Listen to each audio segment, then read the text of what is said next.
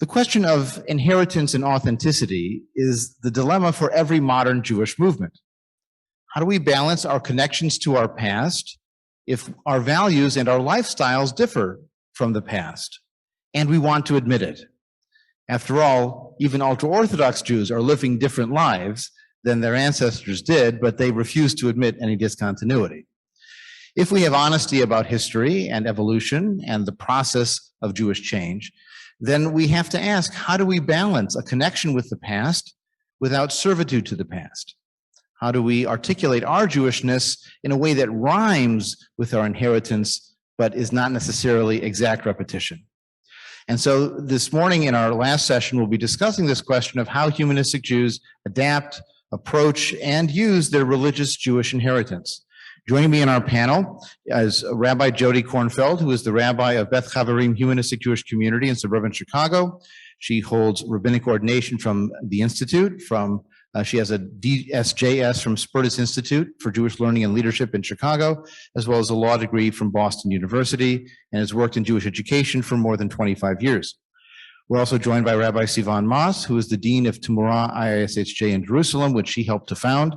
She was the first Israeli rabbi ordained by the IISHJ in 2003, and she holds a master's degree in Bible and Art from the Schechter Institute. Myself, I'm Adam Shalom, Dean for North America of the IISHJ and Rabbi of Kol Hadash.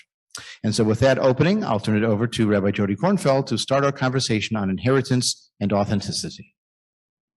Thank you.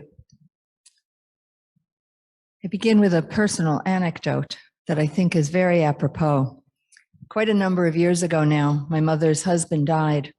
And in the aftermath, I asked my mother to express her preferences for her own funeral, and I told her that I would honor them, knowing that my sister and I would approach things very differently. I specifically asked my mother if she would want the Kaddish recited. And her answer to me was, and I quote, "I didn't believe in God when I was alive. I'm not going to start when I'm dead, but a little tradition wouldn't hurt." This, I think, is the crux of sorting out the question posed to this panel. What do we as humanistic Jews and the three of us as rabbis do with the vast catalog of material available to us? It is a catalog made up of words and objects, of memories, real and imagined, and of a history of changes and innovations. What was once normative is no longer. One need only think about the ancient world's actual sacrifices made to a biblical God and their complete elimination today, or a rabbinate made up only of men for the vast majority of the Jewish world has been changed for the better with the ordination of women. Judaism has never been a singular religion, but instead it has been expressed in the plural since its inception.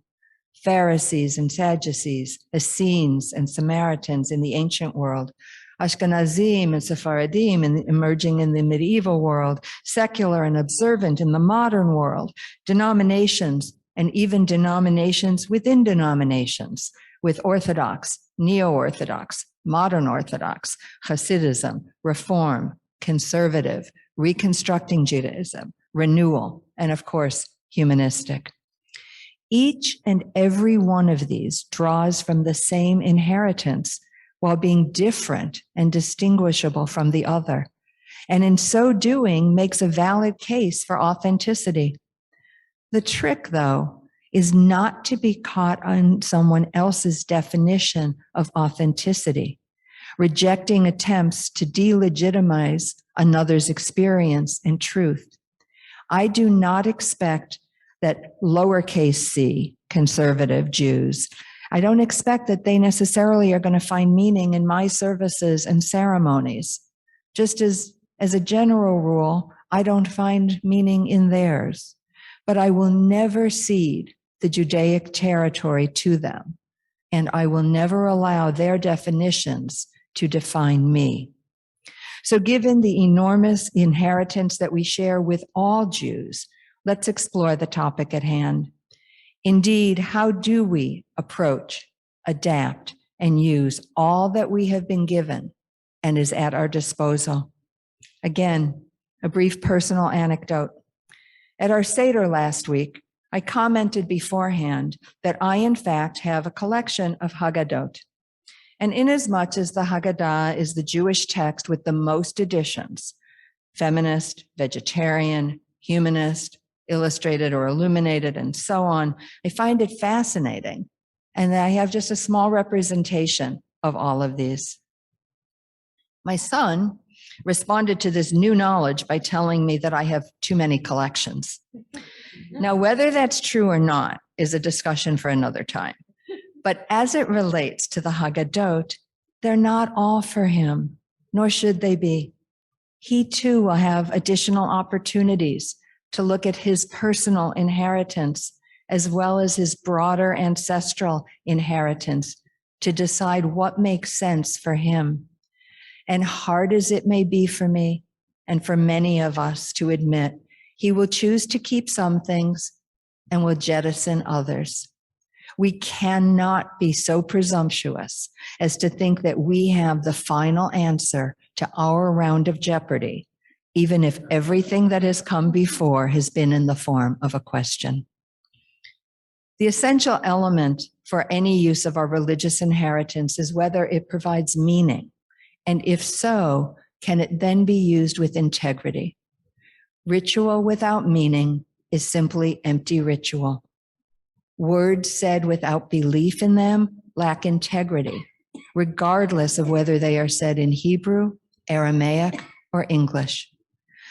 Without crossing the line to reconstructing Judaism and the approach that that denomination takes, I think that if we can repurpose, redesign, and reclaim what has been bequeathed to us and do that with integrity and intentionality, anything is fair game. But this requires finding one's voice to assert oneself with confidence and respect. It requires giving expression to that voice to make everyone else understand how this inheritance relates to them. This is what Judaism has done for centuries, making some innovations that might be unrecognizable to prior generations. At our Passover Seders, we symbolically put a bone on the Seder plate to recall the animal sacrifices made in ancient times. And even that symbolism has a further deviation, as there's an option for vegetarians to put a beet on their Seder plate. Through metaphor and symbols, things once done are redesigned and repurposed.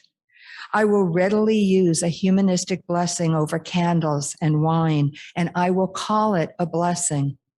The word blessing is not the exclusive province of the most religious. It can be readily reclaimed by all Jews who want to acknowledge the goodness that makes up their lives and set aside the moment to do just that. I can derive meaning from the Torah specifically by understanding it to be of human authorship, because it informs me of the human condition, which in some ways is unchanged from ancient to modern times. All of this is done with total intentionality and not in blind obedience to past practice.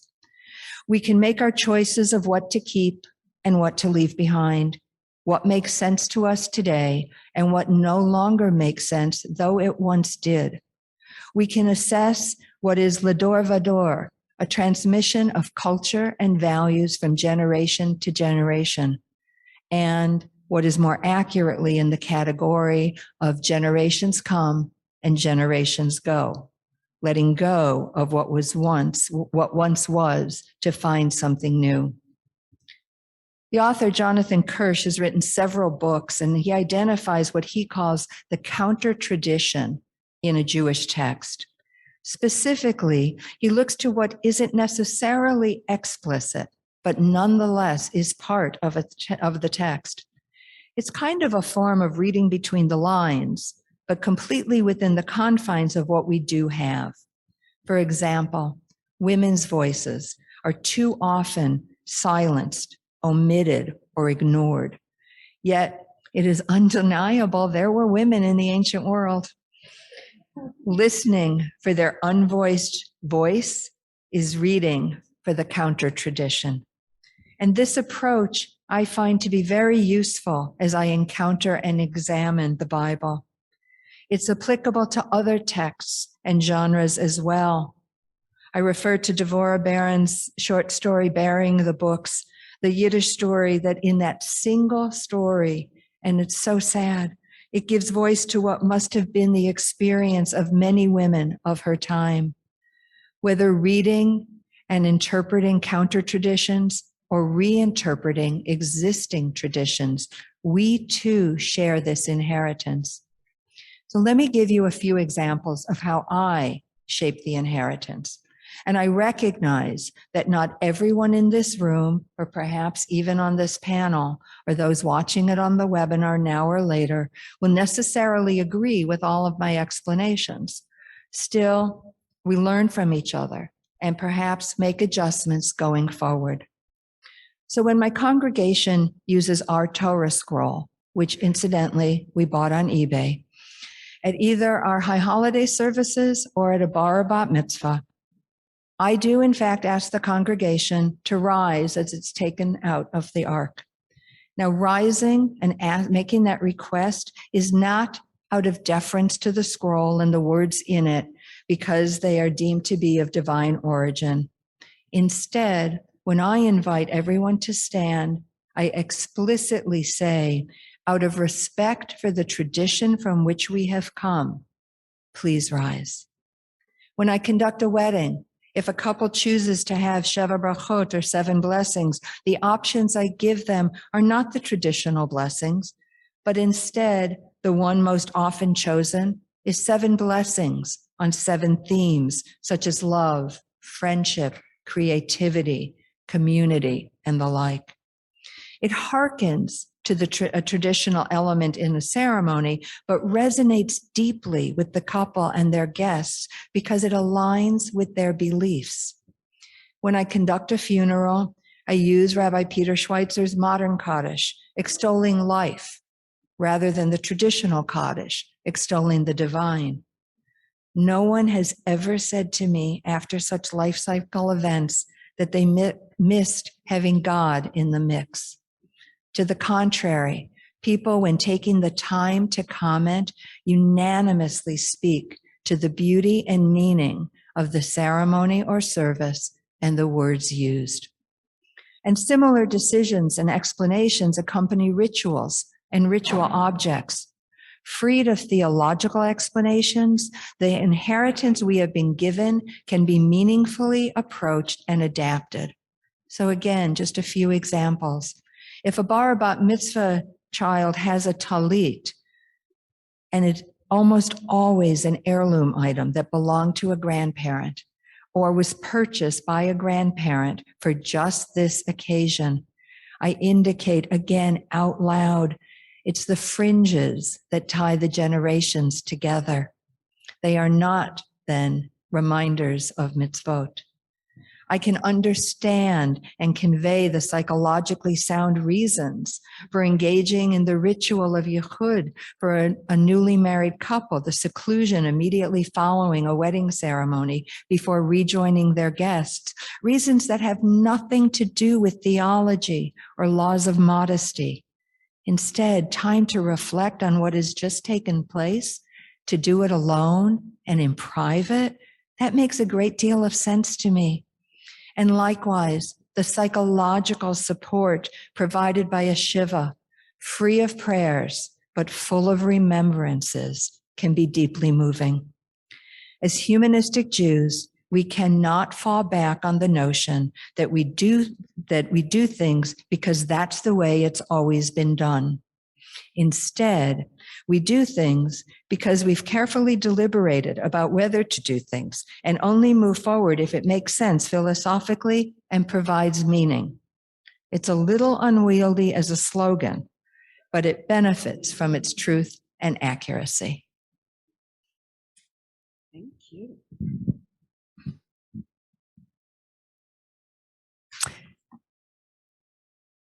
My father, Professor Yaakov Malkin, would often say, I'm a traditional Jew.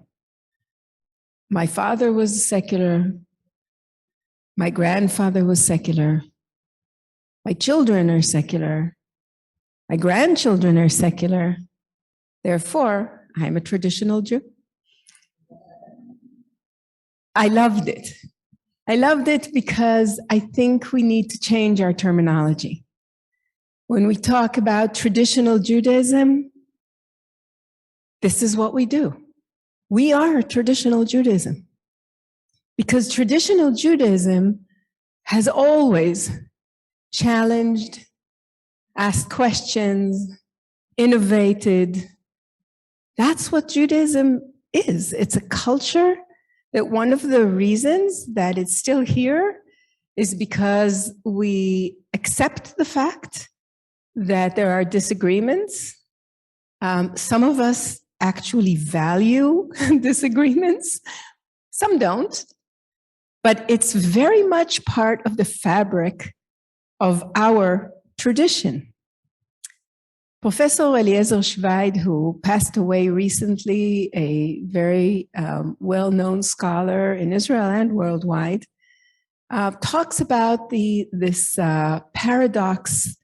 I would call it a nostalgic paradox of Judaism.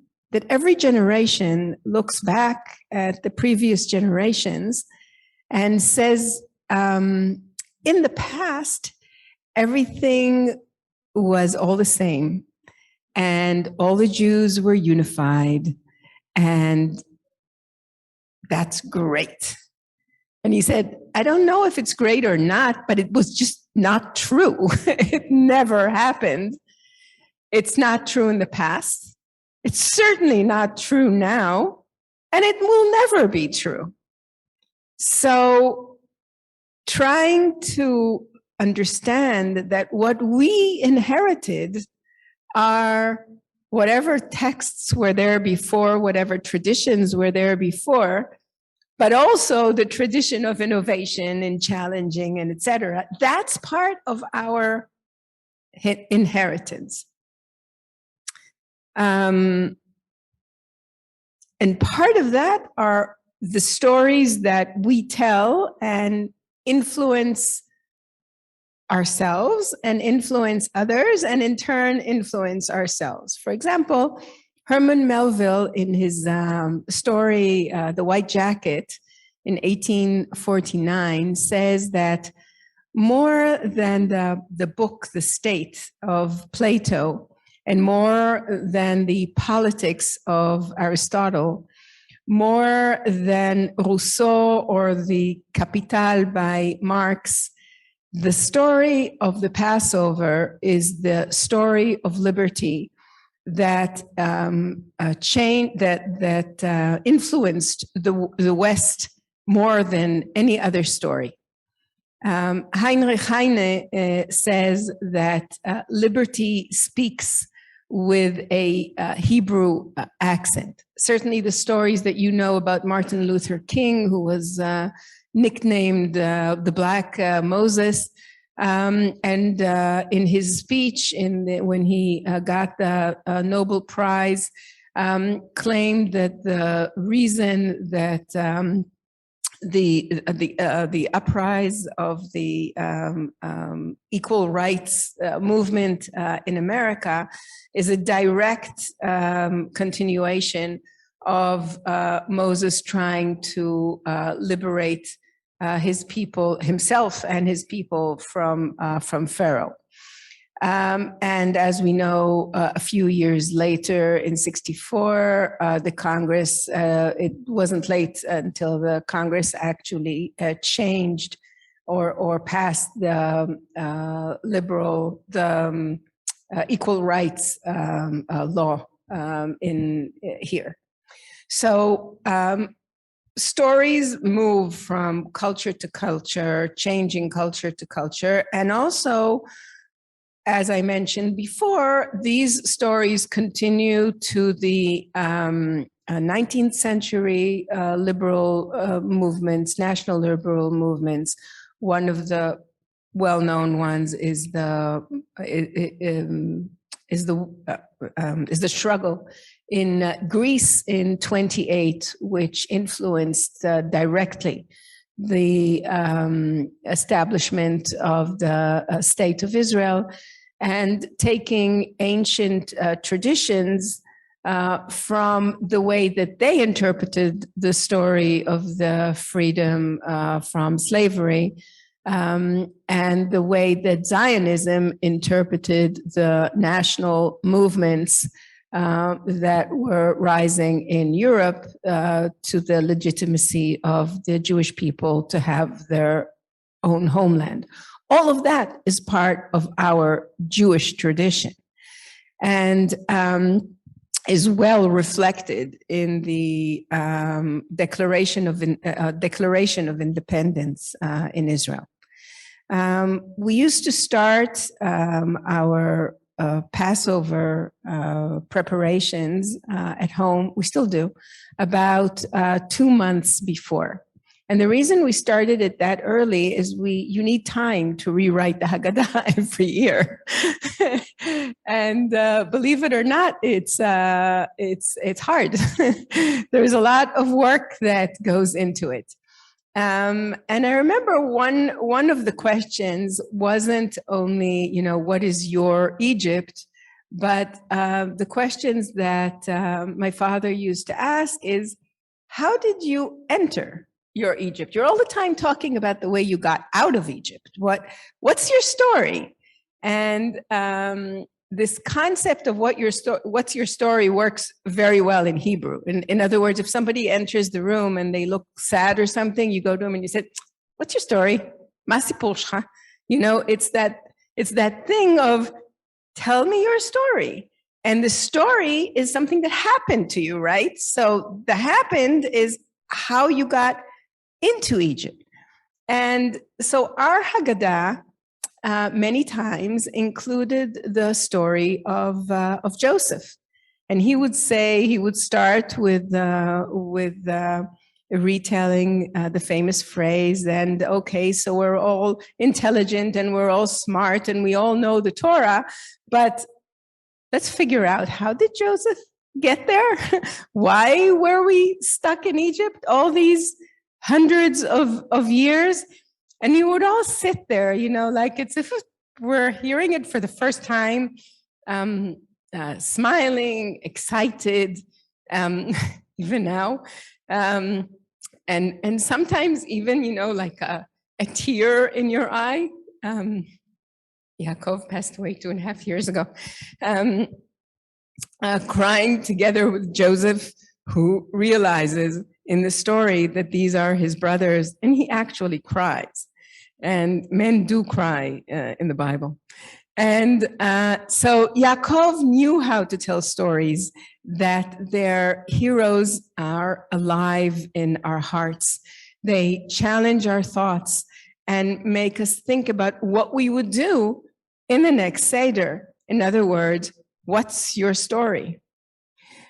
So I told you yesterday that I'm very much that I'm fond of the vessel, of this idea that we have a vessel, that we are drinking four glasses of wine in the Seder. Why not? The Greeks did it, the Jews did it, and why shouldn't we do it? We like wine, et cetera, et cetera. So the question is, which wine? So I used to answer when people would say to me, do you drink kosher wine? I would say, sure, why not? I also, I drink also kosher wine. But then I stopped to think, what am I saying? So let's talk a little bit about wine. Okay, so wine in Israel or in the Middle East started in many years ago. I mean, it's there thousands of years ago. In the 19th century, a few Jewish wineries started in Israel with the support of the Rothschild Foundation. Today, there are about 300 different places in Israel who produce wine. Some of them are very big, some of them are boutique wines. And as you know, there is a long process from the time that you pick them until the time that it actually becomes wine. So what's kosher wine? Well, in Israel, kosher wine means that the person who produces the wine has to show that they were grown. We learned about Shemitah today, right? So they have to be grown in the Jewish way. And then you have somebody come in and you have to check that all the machines and all up to the standards of the ultra-Orthodox in Israel. And you have to make sure that it doesn't operate on Shabbat, and that every person on the production line needs to have a certificate, which I didn't even know existed, of a Shomer Shabbat. In other words, that he, how do you say Shomer Shabbat in English? Observes Shabbat, thank you. And also, you know that anybody who is non-Jewish who happens to touch a wine makes it non-kosher. Who's a Jew? We have a problem. And what would happen if a woman would touch a wine? So, that is kosher wine. Can we drink kosher wine?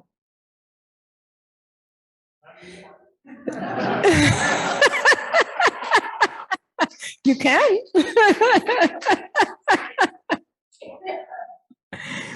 I assume that if the Jewish Israeli public had understood what was behind the production of kosher wine and cared about its Jewish identity, it would not have bought kosher wine, says winemaker Yair Margalit, founder of the Margalit Winery, one of Israel's most renowned wine producers. We have no problem with kosher laws except for one law, which says that a person who is not a Jew, or even et cetera, et cetera, et cetera. There's a new movie out, came out in 21, which is called Holy Wine, Nothing is Sacred. Snow R. Shai. It was premiered at 2021.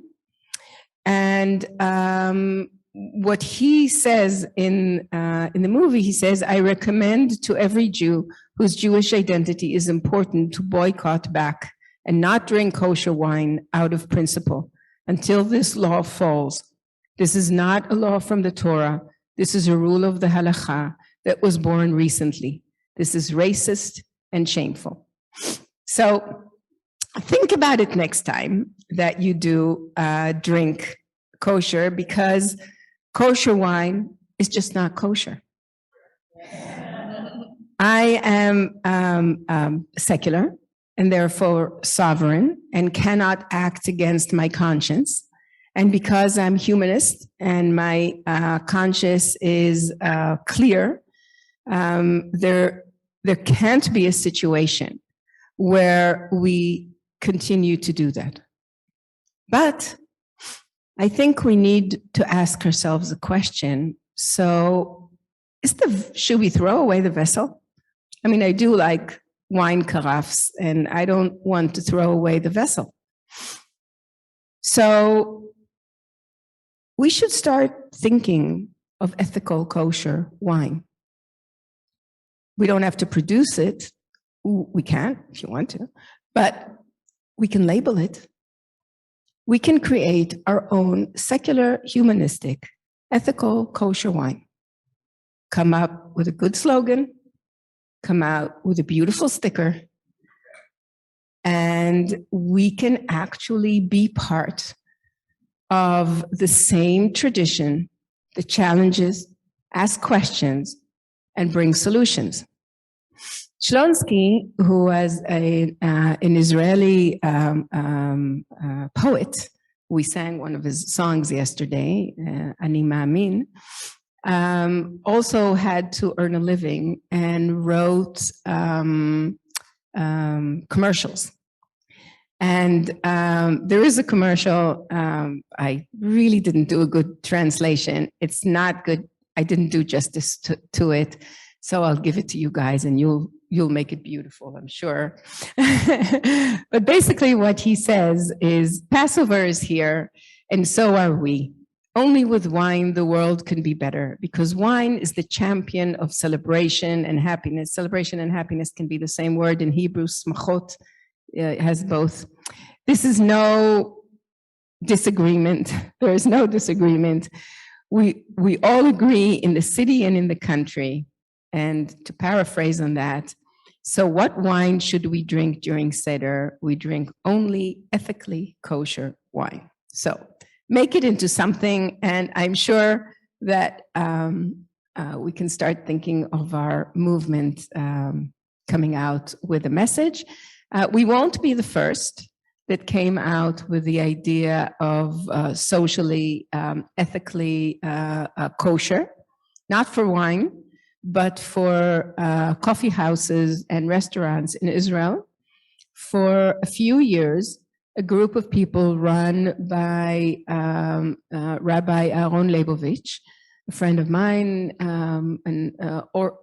modern Orthodox rabbi who was part of the council in the city of Jerusalem, started the idea of creating sort of a bill of rights for people working within coffee houses and restaurants, and would go around interviewing the staff.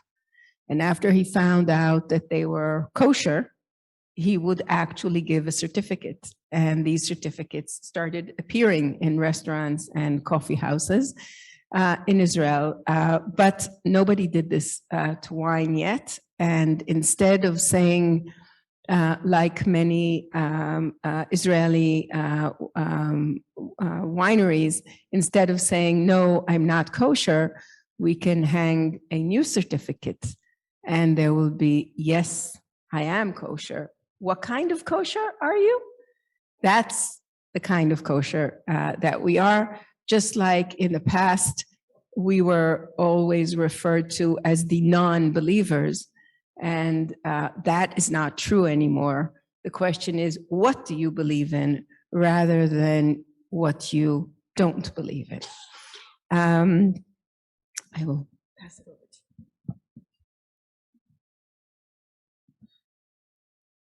We are believers, as Sivan said.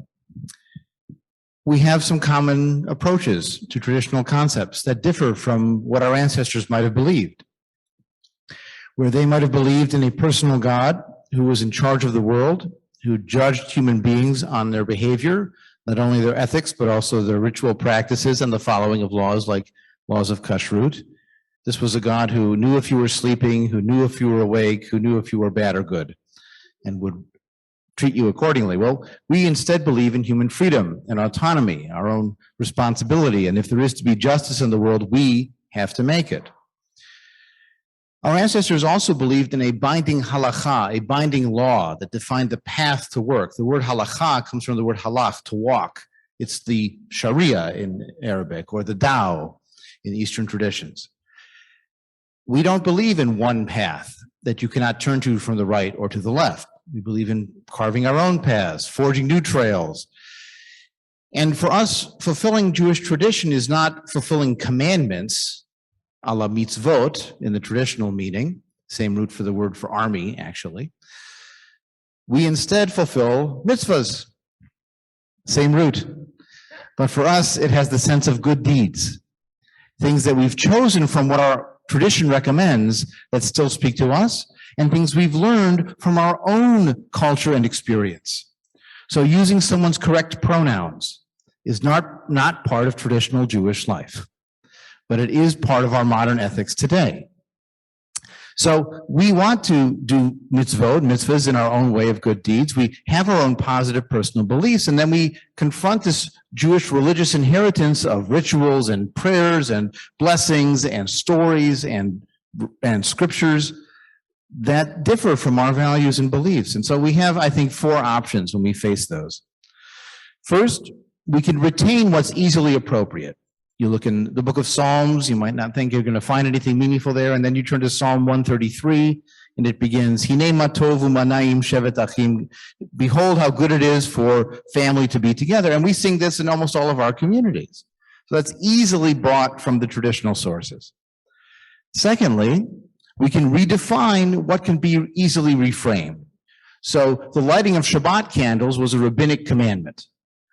But there's nothing inherent in the lighting of candles, the celebration of flame, that has to mean you're fulfilling a commandment, especially if you don't cover your eyes when you recite the blessing and you go through the rituals and check it 72 minutes before sundown.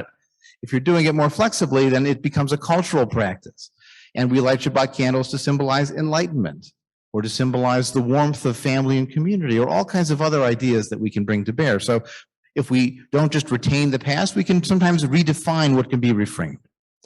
Sometimes we make a riff on the past. We take the past, but it needs a little bit of shifting to it.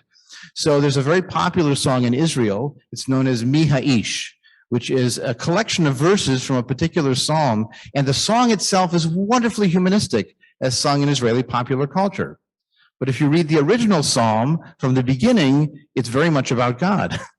And so what Israeli artists did going back to the beginning of the Zionist movement was to take selections and reframe them in some ways. They talked about Shomer Yisrael, not as God as the guardian of Israel, but the human guardians who are guarding the people of Israel. So we in our movement often sing Na'aseh Shalom, we make peace, not just Al Kol Yisrael for all of Israel, but Al Kol Ha'olam for all the world. And we've adapted blessings as well. We saw in our Friday night service an adapted blessing for wine that begins with Baruch, ends with Pri Hagafen, and is singable to the old melody, but still it evokes it. It's like a riff, like a jazz version of it. But I'll point out that there's even some disagreement on what needs riffing. So some of our communities don't sing Hine ma tov as written in Psalm 133. They sing Hine ma tov u'manayim shevet amim gam yachad, where nations dwell together. And part of that is, again, to be more universal. And part of it is because achim in Hebrew is the generic for siblings, but also technically is the plural for brothers. Because in Hebrew, as in other languages like French and Spanish, the plural often takes the male form. There's work being done in academies and other places to try to create a non-binary approach to Hebrew and to plurals. It's still in process, but it wasn't in place when Psalm 133 was written. So we have to decide, do we quote the old one because it's old the way it was, because it's close enough, and given our limitations, looking in the Bible, it's tough to find something direct to quote, or do we say this is something that needs a riff, like a blessing, we need to modify and evolve in a new way? And again, different people may come to different conclusions on that.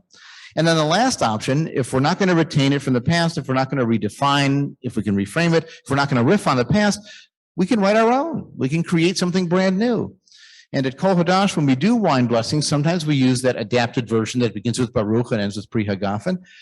But sometimes we also do another version that draws on the phrasing Savri Maranan V'Rabanan, which is part of the traditional Birkat HaMazon, the blessing on meals, that calls the teachers of the past and today. But the melody is totally different from the traditional melody. It's something brand new that was written by Morris Sukenik, who was a leader in our movement based in New York. Or think of Sherwin's Eifo Ori. It's not drawing on any particular traditional source, but it articulates an important message that the light of my inspiration comes from in me and from in you. So when we approach questions of language or symbols or rituals, we have to keep those options in mind. And we also have to remember, as both of my colleagues articulated, there's going to be different answers that fit within the umbrella of a broadly considered secular and humanistic Judaism. So maybe sometimes if you differ from someone else's choice, you don't say, secular humanistic Jews don't do that, as our teachers might have said. Instead, maybe say, well, many secular humanistic Jews choose not to do that. What does it mean to you? Why is it meaningful to you to approach that? And maybe it changes your mind, or maybe it reconfirms your choice to do something different. So in terms of language, we're comfortable using the term rabbi. Took some adjustment for some of our members of our movement to do that. We use the term congregation for our communities, many of them. Some of them prefer community instead. But we don't address a personal God as you. And we balance Our cultural resonance we draw from Jewish language, like Hebrew or Yiddish, with the desire for understanding and inspiration. In North America, most of us don't understand the Hebrew, even modern Hebrew. And so if we want to understand and be inspired by the meaning of what we're saying, sometimes we want to sing it in English, not just in Hebrew, or to read it in English and not just in Hebrew or Yiddish, and maybe to do it in both. We want the cultural resonance, but we also want to know what we're saying. Our core principle in our movement that's articulated many times in many places is that we want to say what we mean, and we want to mean what we say. So if we believe something, we're allowed to say it out loud, and what we say as a community affirming our shared values should reflect what we believe. But we're still open to poetry. There's a wonderful poem by Rachel that says, "The river sings to the stone." And I can imagine a literalist saying, well, rivers don't actually sing. They don't have vocal cords, and you can't hear any melodies. And you want to say to them, lighten up. There's a realm of poetry where you can speak in metaphor, and the river doesn't literally have to sing to the stone to be making a kind of music that we might see visually or experience, and we're part of nature. And so when it comes to God language, when it comes to prayer language, we have to decide, is this a metaphor that works as a metaphor, as it does for Reconstructionists or Reform Jews? Or is it a metaphor that just doesn't work for us? There's baggage with it that we can't leave behind and forget. And it speaks to us in ways that remind us of that authoritarian commander who's telling us what to do, or the character in the Hebrew Bible that wipes out children in cities and so on. Maybe there's just too much baggage for that metaphor to work, but the river singing to the stone, maybe that still works for us. And if the God as commander doesn't work as a metaphor, then maybe we find more inspiration in the light of inspiration, the light of enlightenment. And so instead we sing, Baruch Ha'or Ba'olam, blessed is the light in the world, Baruch Ha'or Ba'adam, blessed is the light within people that brings forth the fruit of the vine or helps to bring forth bread from the earth. When it comes to symbols, we also have to ask those kind of questions, reframe, redefine, or create anew. There's a personal aesthetic. I like to say everybody's in charge of their own head. So if they want to wear a kippah, they can wear a kippah, the yarmulke head covering. If they want to wear a veil at a wedding, they can wear a veil if they choose to wear a veil. If they don't want to wear a veil at the wedding, they don't have to wear a veil. I often quote my wife, who at her wedding said, I want to wear a tiara because when else can you pull off wearing a tiara than at your wedding? But that also means that I'm in charge of my head. And occasionally I'll have couples, more often their parents, who will say, will you wear a kippah? This is one thing my colleagues don't have to deal with. As women, they're not expected to in many cases. But I will always say to them, everybody's in charge of their own head. It doesn't have meaning to me. It doesn't reflect my lifestyle or beliefs. But if you choose to wear one, I've had weddings where I'm the only one not wearing a kippah, and I've had weddings where nobody's wearing a kippah. I even had one wedding where the groom was arguing with his parents in Russian. They wanted him to wear one, and he kept saying, but the rabbi's not wearing one, so why should I have to wear one? So again, everybody makes their own choices on what this means, but there's also a community ethos to this. You know, it's not only what the symbol means to you, but it's also what it means in society, what people will assume of you. In fact, in Israel, there's a whole language of what kind of kippah you're wearing, which reflects your political allegiance and how you might vote in the last election and what your perspective on the eco-kosher would be, just by the style of kippah or Orthodox hat that you're wearing. Well, so because there is also a social understanding for this, if someone came into a humanistic congregation and saw an entire congregation with everybody wearing a kippah and everybody wearing a talit, they might say, I don't know if this is the place for me. This doesn't look like my kind of community. Now, if individuals choose to wear them, that's another choice. But having a basket out or asking everyone to wear one coming in, well, that's imposing a meaning on it that might not apply to everybody.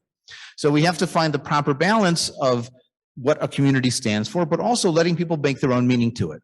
Think about the mezuzah on the doorpost. Is it an old-fashioned good luck charm? Well, maybe originally. Is it fulfilling a commandment that says, put these words on your doorpost? So the Orthodox put these exact words on their doorpost in a very literal reading. Or is it an opportunity to mark a house as a Jewish home? Is it an opportunity to fill that vessel with new words and find something that speaks to you? So maybe you put Ephod Ori in your mezuzah. Or you put the Malvina Reynolds song Little Boxes, which criticizes, suburban sprawl in your box to remind yourself, my house is not going to be one of those where everybody comes out from a factory and they all have to go off and become the same thing, and the people get put in little boxes too. So you can find all kinds of new meanings to add to the content of the mezuzah by reframing that source. And finally, when it comes to rituals, again, it's a combination of what's personally resonant and what the community decides is resonant to them. Very few humanistic Jews have a problem with sharing wine or with lighting candles. But I imagine very few of them decide to lay face down on the ground during Yom Kippur services, which is part of the traditional ritual, to show your apology and how sorry you are for all the sins you've committed, and you're sort of lowering yourself before the king for forgiveness and all of that attitude. My guess is very few of our people bow during Shabbat as they're reciting certain practices. This is part of the traditional ritual.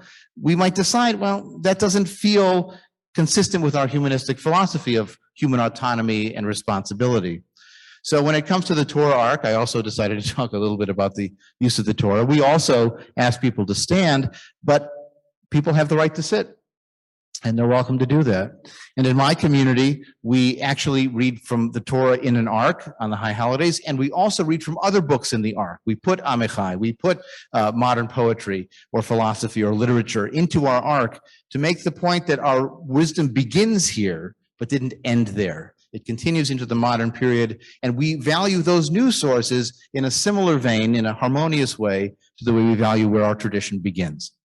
Now, when I grew up at the Birmingham Temple, they never used the Torah scroll. It was in their library. It was in a place of honor, but it was so unused when I started working there as a rabbinic intern, there were cobwebs on it because it had not been taken out in years. And so what that meant was it was not really part of my Jewish inheritance. Someone had chosen for me not to expose me to what the scroll looks like and what it feels like to hold one. And I felt like as I was moving forward in my rabbinate, I might want to make different choices about that inheritance, as Jody talked about so beautifully. It's all of Judaism is my inheritance. There's a phrase attributed to Franz Rosenzweig, nothing Jewish is alien to me. It's all part of my library, my attic that I received from the past, but I might make different choices than others did. And so when I had my own congregation, I felt we needed to get the Torah out of that ark more often. So we bring it to the Sunday school for Simchat Torah so they can see what it feels like and see what the text looks like. They have the chance to use it for their bar or bar mitzvahs if that's what they choose to do. Some of our B mitzvahs choose a hero or choose a topic, and their Hebrew reading might be modern poetry. It doesn't have to be, again, Jewish literature continued post-Torah. But they still use that Torah scroll as a symbol of Jewish wisdom and learning and take it out of the ark. We don't parade it. We don't kiss it. It's not what I call Toralatry, where you're worshiping the scroll. But it's still a symbol of powerful wisdom and where our people's story begins. Even if it was myth, it's still where our story starts. So I think in the long run, a model of humanistic Jewish relationship to our inheritance needs to be a mature relationship. When you're a child, you assume your parents know everything and they do everything perfectly. By the time you're 15 or so, you decide your parents know absolutely nothing and they have nothing of value to convey to you, and you have to do everything for yourself and they don't understand a thing. As you get older, maybe 25, maybe 35, maybe 45 for some of us, you realize that your parents had some wisdom and they had some mistakes. They were ordinary people who did their best. And you can learn from their best while choosing for yourself what to carry forward in your family and in your life. And so if we have a mature relationship with our inheritance, I think that gives us the authority to make those choices, to make those changes, and most importantly, to make our Judaism meaningful. One of the readings in our service on Friday said that we could have taken the easy route of, well, just do it traditionally and we don't care. Or we could have said, forget it, we quit, we're not Jewish anymore, we're just human. This route we've chosen is a hard route to say I'm Jewish and I connect to tradition on my own terms. But I think it's the hard route that's the most meaningful. So I will ask my panelists any reactions to what others had said, and also ask our audience here, both in person and also on our Zoom, if you have any questions or comments on what we said. You can type it in the chat on the Zoom, or you can come up to a microphone here in our room, and I'll hand it over to Jody and Sivan if they have any thoughts on anything anyone on the panel said. And please step forward if you want to ask a question or offer a comment. Thank you. it's at once reassuring and disconcerting. It is I don't want to call it a blessing and a curse. I think we've examined that quite a lot this morning. But it's a challenge. It's definitely a challenge. And when I spoke about finding your own voice and doing it with confidence and respect, when you're a rabbi and you're conducting a service or a ceremony, people may ask you questions. Are you going to do this? And the answer is no. Or the answer is yes. Or, you know what? I never really thought about it. Now that you've asked the question, now I need to give that some thought. So it can be very daunting.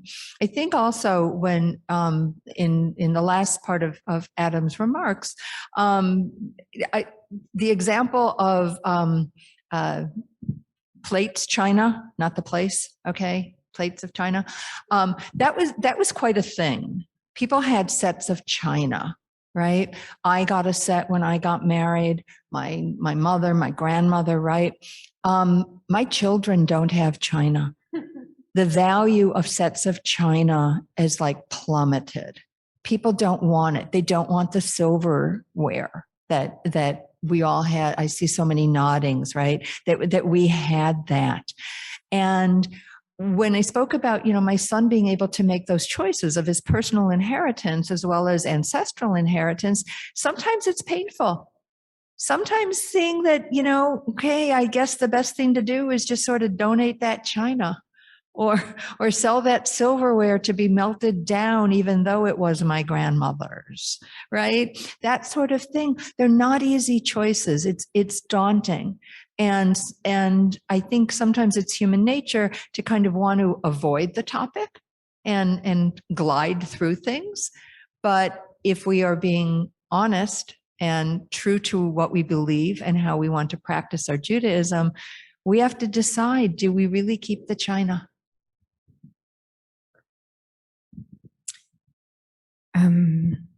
Thank you. I wanted to add another challenge.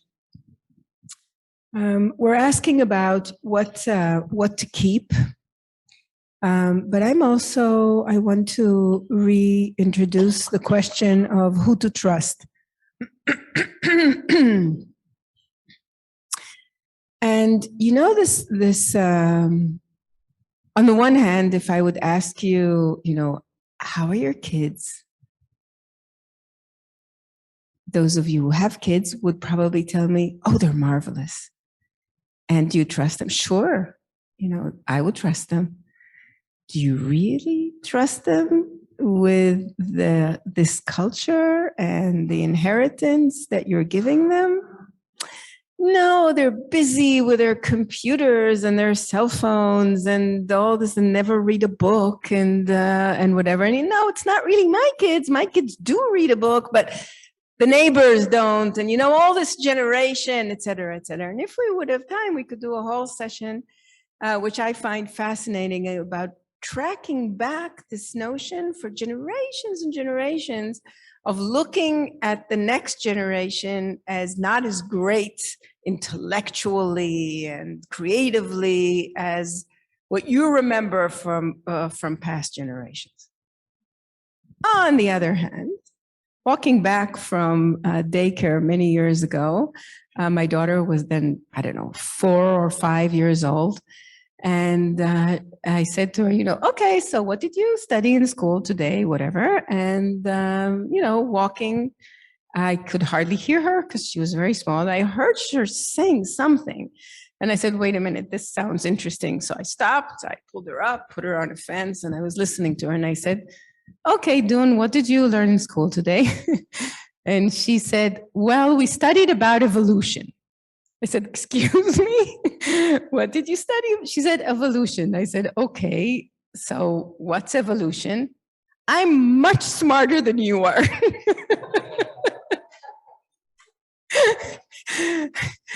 Okay, it didn't take 15 years. But that's true too. The young generations don't trust us. They blame us. They blame us for climate. They blame us for the education. They blame us for the situation they're in or that they're going to be in. So trust is a real issue on both sides. And that's something that if we want tradition to continue, however it is that we explain what we mean by tradition, this dialogue of how do we retrust again across the generation is the only way that we can evolve a tradition which will be meaningful. With my daughter running the webinar, I agree with you. So we had a question in our chat, and please go ahead and come up to the mic too. We had a question in the chat. Is the essential break that Reform and Humanistic Judaism make from other strands the rejection of halakha as normative and binding, rather than seeking to reinterpret it? So where modern Orthodoxy or conservative Judaism want to reinterpret a concept of Jewish law, Reform Judaism to a great extent, and our movements and secular Jews in general, don't accept halakha as a binding rule, and not creating alternatives to Jewish laws. Is that the major break? And my reaction to that is, it's true we don't have a binding ritual law or even moral laws. We want people to make up their own minds within the social constraints and experience that we have. But I think that it's not just us who have consciously made that break. It's the millions and millions of Jews over the last 200 years who have said, this just isn't relevant to how I'm living my life, and yet I'm still Jewish. So they've made the choice themselves. They voted with their feet, as Miriam said in the previous session. We are what we do. They made their choice. Even if they're not self-labeled secular Jews, they're secularized Jews. And I think about the joke version of what makes a conservative congregation. It's an Orthodox rabbi and secular members.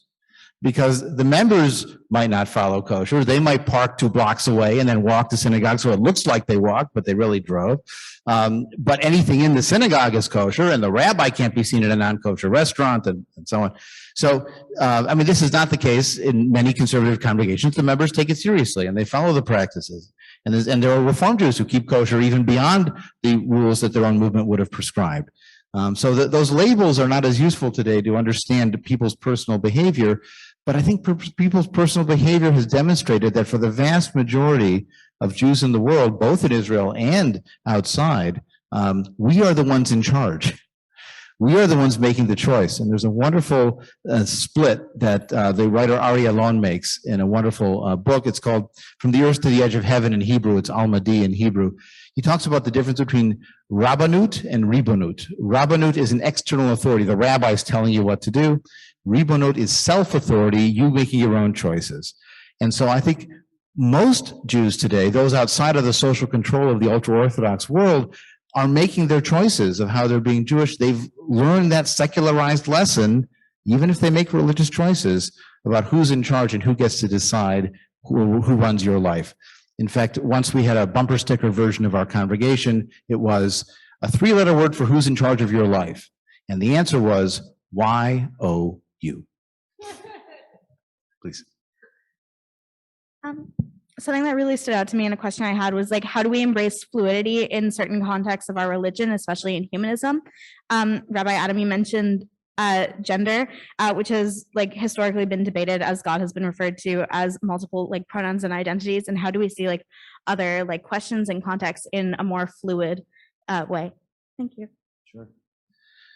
Well, the issue of gender fluidity and beyond the binary is a very crucial one for us. And I think it's both practical and conceptual. So many of our communities now will refer to bar mitzvah as a generic term that can include someone who doesn't fit in that male-female binary. We have students who are comfortable calling what they do a bar mitzvah or bat mitzvah, and that's fine, and we're happy to let them do that. But as a program, we call it bar mitzvah, and a number of our communities have taken that approach.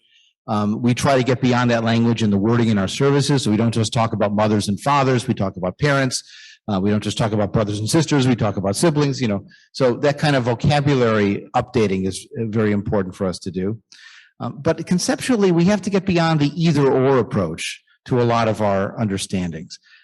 In fact, when you read some of Sherwin Wine's early material, he does that quite a bit. There are the good people and the bad people. And the good people are what we do, and the bad people are what they do. And my favorite example of this was he had one reading where he said, the good people see everything in shades of gray. They don't make easy distinctions between one and the other. And the bad people see everything in black and white. And I got a headache trying to follow the logic in that. But his point was actually correct. I prefer the people who see shades of gray and who see more than just one or the other alternative.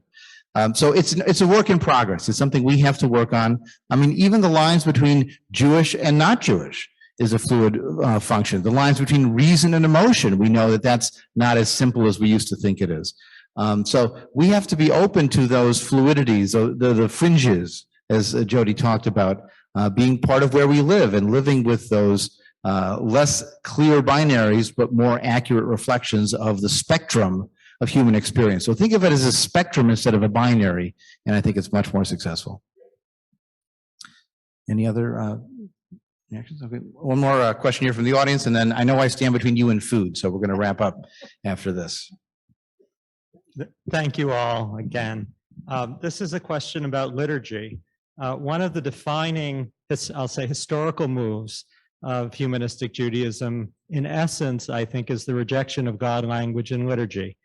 Can you envision a humanistic Judaism, in part because of a rejection of a view of a supernatural God, but there are many other views of God beyond the supernatural? And when I think of, say, a recent book like Here is Our Light by Miriam Jarris, you'll find a collection of humanistic liturgy. There's no humanistic prayer book, but none of it will include God language. Can you imagine a humanistic Judaism that permits God language as part of the liturgical experience? Well, I can't. Others might be able to. I mean, you see, the question is what the community does and what individuals choose to do. So I've always had members of every community I've worked in who, when they light Hanukkah candles at home, like to say the traditional blessings as well as humanistic versions of the blessings. They like the historical roots. They have memories growing up with those, that wording, and so they want to pass that on to their kids. I've had weddings and funerals where family members recite traditional Sheva Brachot, 7 blessings, or the Kaddish. That's serving the family's needs. They want those traditional pieces, and the substitute didn't work for them, and that's totally fine. I don't feel comfortable reciting it, but they're welcome to participate in that way. But when it comes to the community, that is one of those red lines that our movement has historically drawn, and there are lots of other places people can go to experience redefined God language, where the footnotes or the English translation say that melech doesn't really mean melech, and atah doesn't really mean atah, so king isn't king, and you isn't you, and God isn't God. It's the spark in us, or it's a force in the world. And we've historically said talking to gravity doesn't work. It's a metaphor that doesn't make sense to us. And talking to the spark of carbon in every living being doesn't work for us. So that's one of the lines that we've drawn. Now, there is an interesting poet named Herbert Levine who has a number of 2 books and a third one, I think, in work, where he's writing what he calls secular prayers. And for him, the prayer is not talking to God, it's calling something you. So he says, blessed are you, world. Blessed are you, universe. Or blessed are you, the Jewish people. And so maybe that's sort of a middle ground where it's a you in that sort of addressing your personality to something else, but it's not a you that's pointing at that concept that has so much, as I said, historical baggage. Now, I don't run the universe. I train some rabbis. I offer my perspectives, but we have rabbinic students here. They'll know I'm happy to have them disagree with me. I'll be honest. Any community I'd be a part of where everybody agreed with me, I would be nervous. It's called a cult. And that's not what we want. We want people to make up their own minds and make their choices. And it may be that the next generation of humanistic Judaism evolves in a different way. That isn't who we are now. If you find Reconstructionism or conservative Judaism or Reform Judaism, those are places where people are doing that work of finding a way to keep saying the word God and to redefine it in ways that they feel like they have integrity doing it. Our movement historically has said that's one of those words that there's a limit to the plasticity of language, and we just can't go that far because of all the associations and metaphors and baggage that come with it. But I'm very curious for my colleagues' response to this. So The short answer to your question it would be no. I don't see that our communities are going to move that way. I do think that there are individuals within every single community that span the theistic spectrum.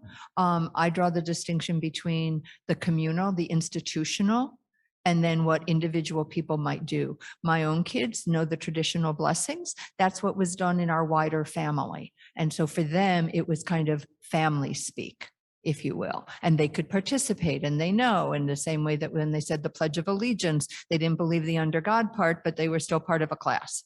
And so they went ahead and they said it.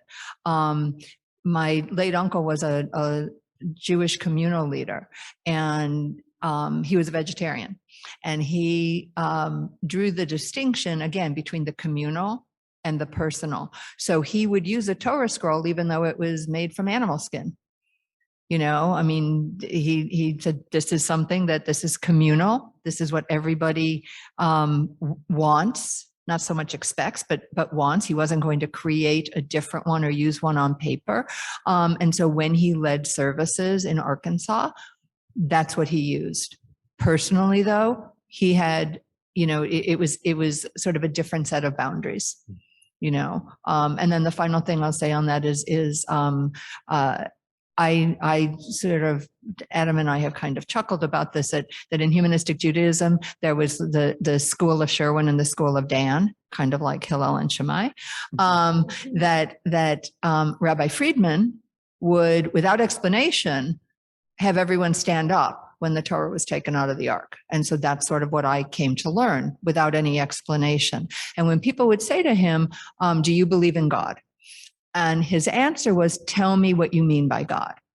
Now, for quite a long time, you know, truth be told, I thought that was a snippy answer until I realized that the fluidity of the language, it was a really perfect question to be asking, because I can't answer your question we can't have a meaningful conversation unless definitionally we're talking about the same thing.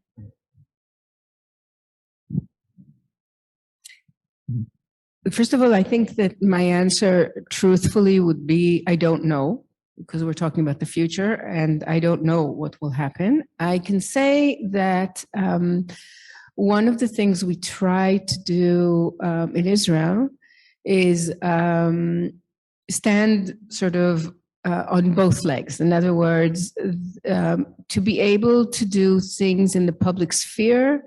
We're not talking congregational Judaism, we're talking country Judaism, which is different. Not that there aren't congregations, and I will refer to that in a minute, but we need to think public space. I think that's maybe a little bit of a different role of what it means to be a rabbi in a Jewish country. So our rabbis need to be able to do a pluralistic service. And we do call we call it a pluralistic service. And we certainly invite people to say in those services, if we do it in a coffee house or we do it outside in the park or whatever, and people join us, then we say, you can say, you know, this is the time we do, I don't know, a blessing on the challah. What's your blessing? And they would say whatever they feel with integrity. So if you look at the ceremony as a whole, you say, it does include this and this, but these were personal choices of the people that came.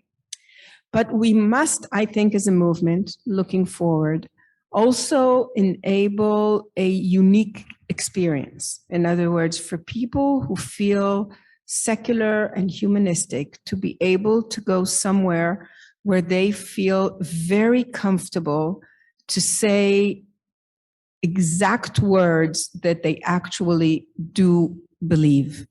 And I think we need that as well. Should that be the only? My answer is the same as Rabbi Shalom. It depends on our leaders. We train them, we trust them. They will make the judgment with their communities and with their activities. That's how I see it.